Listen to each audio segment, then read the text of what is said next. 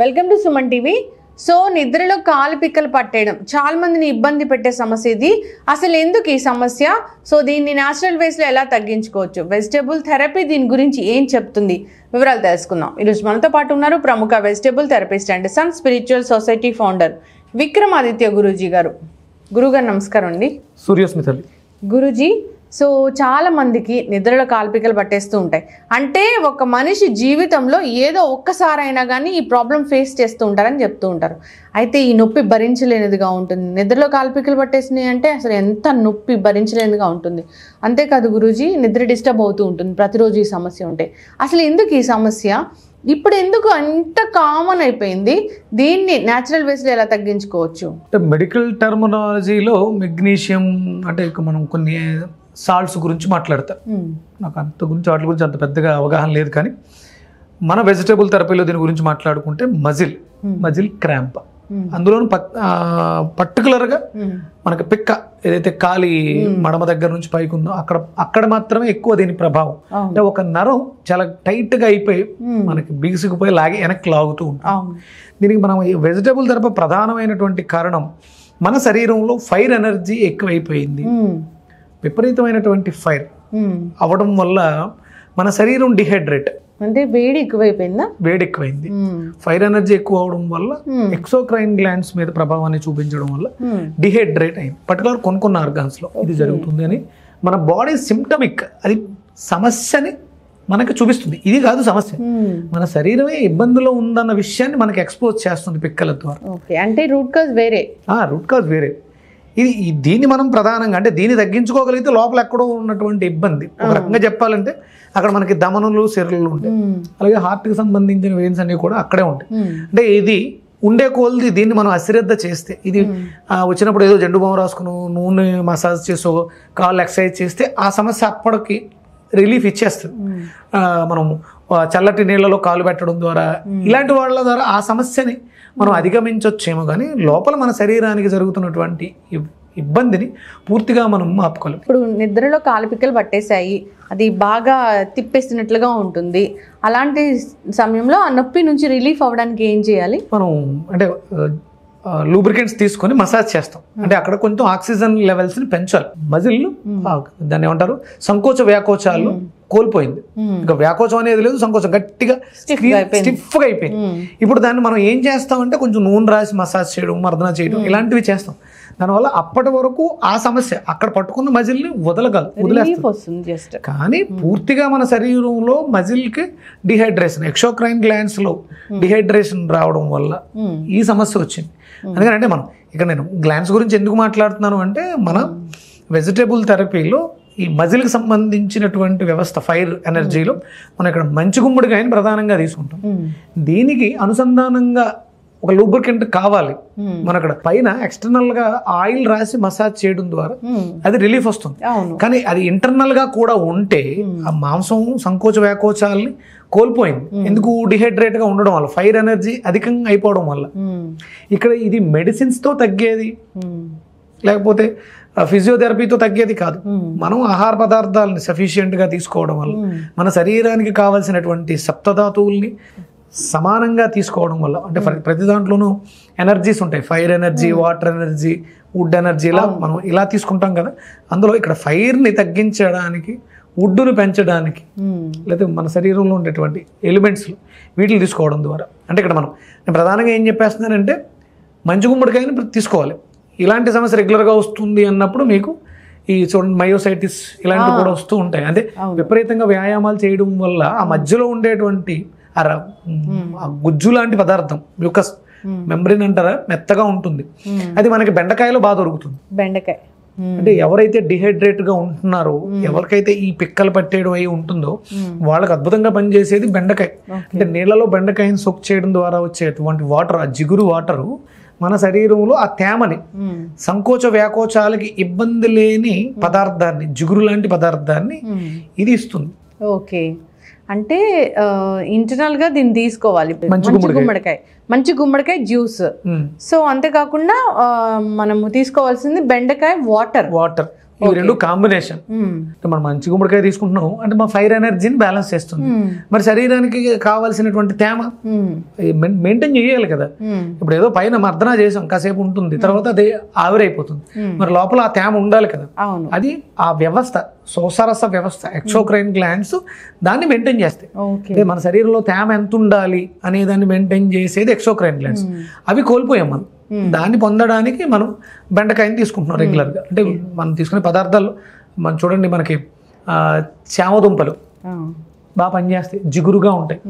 అవి మనం తీసుకున్న తర్వాత దాంట్లో కావాల్సిన ఆ మెంబరింగ్ ఏదైతే ఉందో అది శరీరానికి అందుకు పోషకాలు అందిస్తుంది. జనరల్గా ఇలాంటి కాలిపిక్కలు పట్టేస్తున్నాయి, కండరాల నొప్పులు ఉన్నాయంటే దుంపలు అవాయిడ్ చేయమని చెప్తారు కదా గురూజీ.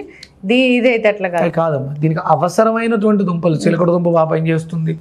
అంటే కండరాల వ్యవస్థకు సంబంధించినటువంటి పదార్థాలు మంచి గుమ్మడికాయ చాలా అద్భుతంగా పనిచేస్తుంది. ఇవి తీసుకుంటూ మన శరీరానికి డిహైడ్రేట్ అయిపోయి ఉంది కాబట్టి ఆ వ్యవస్థ, అంటే పదార్థంలో ఉండేటువంటి తత్వాలను సేకరించాలి అంటే మనం ఏవైనా పెట్టేద్దాం, అది లోపలికి వెళ్ళిన తర్వాత నమిలిన తర్వాత బ్రెయిన్ యాక్టివ్ అయ్యి అందులో ఉన్న రసాన్ని స్వీకరించాలి. అందుకని దాన్ని శోషరస వ్యవస్థ. ఆ బ్రెయిన్కి ఆ నాలెడ్జ్ ఉంటుంది, అది వస్తుంది. అవి అన్ని పదార్థాల్లోనూ ఉండవు. మీరు ఎక్కువ మాంసం తినేసిన ఇవన్నీ కూడా తగ్గిపోతాయి. అందుకని వెజిటేబుల్లో ఒక్కొక్క పదార్థానికి ఒక్కొక్క తత్వం, రుచి ఇవ్వబడింది. అందులో ప్రధానంగా బెండకాయకి ఇచ్చినటువంటి వ్యవస్థ, లేకపోతే మన చామదుంపలు వీటిల్లో ఉన్నటువంటి వ్యవస్థ శోషరస వ్యవస్థ. పదార్థంలో ఉండేటువంటి తత్వాన్ని స్వీకరించి శరీరంలో దాన్ని తయారు చేసుకునే విధానం. మన కాయగూరలు కానీ ఆకుకూరలు కానీ ఇప్పుడు చాలా రకాలు ఉన్నాయి మనం తీసుకునే వెజిటేబుల్స్లో. అది ఒక్కొక్క మనిషికి మనస్తత్వానికి అనుగుణంగా దాన్ని మనం స్వీకరించే ఇదిని స్పర్శతో, చూపుతో, కొంతమంది అంటే చూసిన వెంటనే ఇది తినాలి అనిపిస్తుంటుంది. కంటికి ఆ వ్యవస్థ ఉంది. అంటే మనం ఫస్టే కంటితో తినేసాం, తర్వాత స్మెల్తో తినేసాం, తర్వాత నోటితో రుచి చూసాం. అప్పుడు పరిపూర్ణమైనటువంటి ఆనందం వస్తుంది. కళ్ళు మూసుకొని చీకట్లో ఏం తిన్నా ఒకటే ఉంటుంది, కేవలం రుచి మాత్రమే చూడగలుగుతాం. ఇప్పుడు అందరు చేసేది అదే, డిమ్ లైట్లలో, హోటల్స్లో, నైట్లో. అందుకనే మనకు ఇవన్నీ వికటించి మన శరీరం మనం ఎంత ఆరోగ్యకరమైన పదార్థం తిన్నా అనారోగ్యాలతో ఇబ్బంది పడడానికి ప్రధానమైనటువంటి కారణం సరైన లైట్. మనకంటే వంట చేసేటప్పుడు కూడా సూర్యరశ్మి ధారాళంగా పడే ప్రాంతంలోనే వంట చేయాలి. అందుకని తూర్పు భాగంలో ఆగ్నేయ స్థానాన్ని ఇవ్వడం జరిగింది, ఫైర్ ఎనర్జీ అని. ప్రతిదీ కూడా అంటే వాస్తు అంటే ఏదో మూఢనమ్మకం కాదు, మనకు అనుకూలంగా మార్చుకోవటం వాస్తు. వాస్తు అంటే బేస్డ్ ఆన్ సైంటిఫిక్ సైన్సే. అంటే ఇప్పుడు మనం సైన్స్ గురించి మాట్లాడడం, సైన్స్కి పూర్వం కొన్ని వేల సంవత్సరాల క్రితం కట్టడం ఎలా ఉంటే అక్కడ ఎనర్జీని కేంద్రీకరించగలం, ఇల్లు ఇలాగే ఉండాలి. పూర్వం అంతా రౌండ్గా ఉండి పైన గోపురంలా ఉండేవి, పిరమిడ్ షేప్లో ఉండేవి. ఇవన్నీ కూడా ఎనర్జీ బేస్డ్, ఎనర్జీస్ మాత్రమే పనిచేస్తాయమ్మా. ఇక్కడ మనకి ఫైర్ ఎనర్జీ ఎక్కువ అయిపోవడం వల్ల డిహైడ్రేట్ అయ్యాం కాబట్టి ఫైర్ని సప్రెస్ చేస్తూ ఏదైతే లాస్ అయ్యామో మజిల్ని, దాన్ని ఆ గుణగణాలను పెంపొందించుకోవడానికి. అంటే ఇక్కడ మనం విటమిన్స్లో మాట్లాడుకుంటే దీన్ని B7 అనొచ్చు. B7 అధికంగా ఉన్నటువంటి వెజిటబుల్స్, ఫ్రూట్స్ మనం తీసుకోవచ్చు. అలాగే బెండకాయ తీసుకోవచ్చు. ఖచ్చితంగా గురూజీ చాలా చక్కగా చెప్పారు. అంటే బూడిద గుమ్మడికాయ తీసుకుంటే మనకి రకరకాల విటమిన్స్, మినరల్స్ అన్నీ అందుతాయి. సో ఇంటర్నల్గా అది కరెక్ట్ చేస్తుంది ఈ ప్రాబ్లమ్ని. ఇక అంతేకాకుండా మనం బెండకాయ నీళ్లు తీసుకోవడం వల్ల డీహైడ్రేషన్ అనేది తగ్గుతుంది. అంతేకాదు దీంట్లో రకరకాల విటమిన్స్ అనేవి ఉంటాయి. సో బి విటమిన్ ఇలాంటివి ఉంటాయని చెప్పారు. సో ఇక జనరల్గా మా ఫుడ్ ద్వారానే దీన్ని తగ్గించుకోవచ్చు ఈ మజిల్ క్రాంప్స్ ని. సో అందరు కూడా పాటించాలని కోరుకుందాం. ఇది B3 అమ్మా, విటమిన్ B3 బెండకాయలో ఉన్నది. అలాగే ఎయిర్ ఎనర్జీ, అంటే సర్క్యులేషన్ ఎయిర్ తోటి, ఆక్సిజన్ తోటే వస్తుంది. అంటే ఇక్కడ మనకి ఏమర్థం అవుతుంది, ఆక్సిజన్ సప్లై కూడా తక్కువగా ఉంది. డిహైడ్రేట్ అవ్వడం వల్ల అక్కడ ఉన్నటువంటి ఉండాల్సిన తేమ తక్కువగా ఉంది. ఇక్కడ ఈ ఫైర్ కి ఎయిర్ తోడవడంతో ఫైర్ కొంచెం సప్రెస్ అవుతుంది.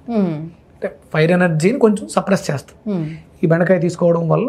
ఇవి రెండు B3, B7 డెఫిషియన్సీస్ వల్ల కూడా పిక్కలు లాగడం అనేది మనకు వస్తుంది.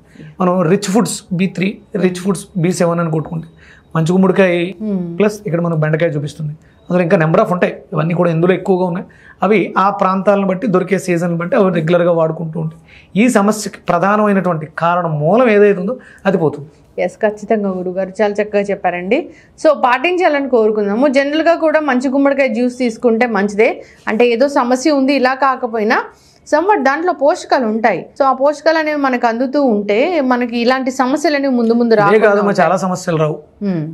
అంటే పూర్వం కేవలం ఏదో గృహప్రవేశం చేసినప్పుడు గుమ్మం దగ్గర కొట్టడానికి మంచి గుమ్మడికాయ, లేకపోతే 11వ రోజు భోజనాలు పెట్టినప్పుడు అంతే వాడతాం. కానీ రెగ్యులర్గా మంచి గుమ్మడికాయ వాడుకోవడం అనేది చాలా అవసరం. ఎస్, ఖచ్చితంగా గురూజీ. వెజిటబుల్స్ గురించి మీరు చెప్పడం మొదలు పెట్టాక చాలా మందిలో అవగాహన వచ్చింది. ఒకప్పుడు కొన్ని రకాల డైట్స్ ఉండేవి. ఆ డైట్స్ ఏంటి, ఎప్పుడు నాన్ వెజ్ చుట్టూ తిరుగుతూ ఉండేవి. సో ఇప్పుడు అది బ్రేక్ అయిపోయింది. వెజిటబుల్స్ అనేవి తీసుకుంటే మనకి ఆరోగ్య లాభాలు కలుగుతాయి. వెజిటబుల్ జ్యూసెస్ అనేవి చాలా మట్టుకు మన బాడీని ఆల్కలైన్ చేస్తాయి, క్యాన్సర్ కణాలను కూడా తగ్గిస్తాయి అని ఈ అవగాహన చాలా చాలా పెరిగిపోయింది. సో స్లీప్ నుంచి, గురక నుంచి, అన్ని రకాల గట్ హెల్త్ నుంచి, అన్ని రకాల అనారోగ్య సమస్యలు. రీసెంట్గా నేను యుఎస్లో ఒక కొలాన్ క్యాన్సర్కి ట్రీట్మెంట్ వాళ్ళు అంటే వన్స్ ఒకసారి డేట్ అనౌన్స్ వాళ్ళు ఫిక్స్ చేస్తే సర్జరీకి తీసుకెళ్ళిపోతారు. ఇప్పుడు నాకు తెలిసి ఇవాళ రేపు సర్జరీ ఉండొచ్చు, కానీ దానికి ముందు ఒక 1.5 month నుంచి మనం చేస్తున్న డైట్తో ఆయనకి చాలా కాంప్లికేషన్స్లో మంచి నిద్ర, గురక, చాలా వరకు ఆయనలో చాలా చేంజెస్ వచ్చినాయి. కానీ అక్కడ మళ్ళీ సర్జరీ వద్దు, క్యాన్సిల్ చేయండి అని చెప్పడానికి అవకాశం ఉండదండి. వాళ్ళు వన్స్ డేట్ ఫిక్స్ చేస్తారు, ఎందుకంటే వాళ్ళ ఇన్సూరెన్స్లో అవి క్లెయిమ్ చేస్తారు కదా. అందుకని ఒకవేళ పర్సనల్గా ఏదైనా అవకాశం ఉంటే టెస్ట్స్ అన్ని చేసి రిపోర్ట్లు నార్మల్, నేను చెప్పాను రిపోర్ట్లు నార్మల్ వస్తాయి. ఒకవేళ ఓపెన్ చేయాల్సి వచ్చినా, ఓపెన్ చేసిన సర్జరీ నార్మల్గా క్లోజ్ చేస్తారు, లోపల ఇన్ఫెక్షన్స్ లేవు, మీకు లింఫ్ నోడ్స్ కనపడవు. ఇన్ఫెక్షన్ ఉండే అదేమన్నా కట్ చేయాల్సి వస్తే తప్ప ఓపెన్ చేసినంత మాత్రం తీసేయాలని రూల్ ఏం లేదు. బాగున్నప్పుడు వాళ్ళు అక్కడ చేయరు కదా. మీరు ధైర్యంగా వెళ్ళిపోండి, మీరు చేయండి. మీకు ఫిజికల్గా చేంజెస్ కనిపిస్తున్నాయి. మనం చేసింది క్యాన్సర్కి, కొలాన్ క్యాన్సర్కి ట్రీట్మెంట్కి మనం వెజిటబుల్స్ చెప్పు. ఆయనలో చాలా చేంజెస్ వచ్చింది. అది ఇన్సోమేనియాకి పనిచేసింది, వైష్ణవుడికి గురకకు పనిచేసింది, ఇంకా ఆయనలో చాలా డైజెషన్ ఇష్యూస్ తగ్గినాయి. చాలా హ్యాపీగా ఉన్నాడు. వెజిటబుల్స్ అంటేనే ప్రాణశక్తి ఉంటాయి, ఆ ప్రాణశక్తి మనం గెయిన్ చేయగలుగుతాం. ఎస్, ఖచ్చితంగా గురువు గారు, చాలా చక్కటి ఇన్ఫర్మేషన్ అండి. ధన్యవాదాలు. సూర్యస్మితలు.